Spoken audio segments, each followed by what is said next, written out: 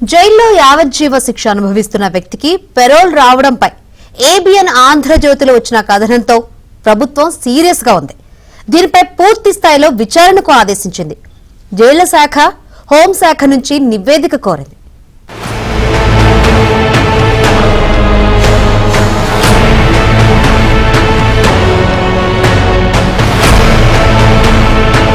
హత్య కేసులో యావజ్జీవ కారాగార శిక్ష పడి గతంలో కనిపించకుండా పోయిన శ్రీకాంత్ కు పేరోల్ ఇవ్వడం తీవ్ర కలకలం రేపింది.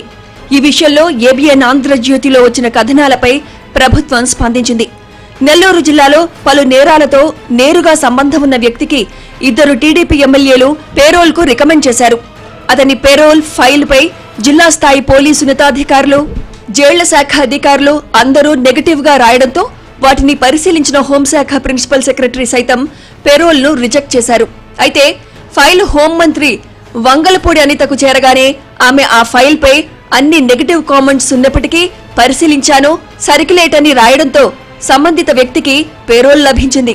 అయితే పేరోల్ ఇచ్చాక ఏబిఎన్ ఆంధ్రజ్యోతి ఈ విషయాన్ని వెలుగులోకి తేవడంతో అలర్ట్ అయిన హోంమంత్రి తప్పు జరిగిందని గ్రహించినట్టు పేర్కొన్నారు. వెంటనే వారం రోజుల్లోనే పేరోల్ ను రద్దు చేశామని చెప్పుకొచ్చారు. దీనిపై పూర్తి స్థాయి విచారణకు ఆదేశించామని జైళ్ల శాఖ ఐజీ, పోలీస్ శాఖలోని ఉన్నతాధికారుల వద్ద నుండి రిపోర్ట్ కోరామన్నారు. వైసీపీ హయాంలో 30 రోజులు ఇదే శ్రీకాంత్ ను పెరోల్ పై వదిలారని గుర్తు చేశారు.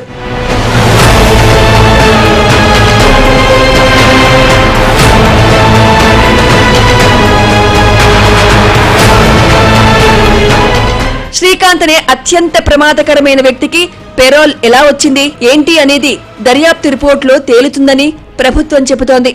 అటు శ్రీకాంత్ ను ఆసుపత్రికి తీసుకువెళ్లిన సమయంలో జరిగిన యాక్సిడెంట్, ఆ తర్వాత ఆసుపత్రి నుంచి బయటకు వచ్చిన వీడియో సోషల్ మీడియాలో చక్కర్లు కొడుతున్న వైనం పైన ప్రభుత్వం ఆరా తీస్తోంది. ఆ సమయంలో ఎస్కాట్ డ్యూటీలో ఎవరు ఉన్నారో వారిపై చర్యలు తీసుకునేందుకు సిద్ధమవుతోంది. గత ప్రభుత్వంలో దిశ ఫౌండేషన్ కు సెల్ఫ్ డిక్లేర్డ్ సెక్రటరీగా పోలీస్ శాఖలో ఏం చేశారనే దానిపై విచారణ చేపట్టింది. కానీ ఒకటేంటంటే ఇందులో ఎవరు ఏది జరిగినా కూడా పెరోల్ ఇచ్చిన తర్వాత విత్ ఇన్ 1 వీక్ లో అతను ఒక నెటోరియస్ క్యాండిడేట్, అతనికి పెరోల్ ఇవ్వటం అనేది మంచి పద్ధతి కాదు అన్న సంగతి తెలిసిన తర్వాత ఇమీడియట్ గా మేము ఆ పెరోల్ క్యాన్సిల్ చేసి మళ్ళా తిరిగి అతన్ని జైలుకి పంపించడం జరిగింది.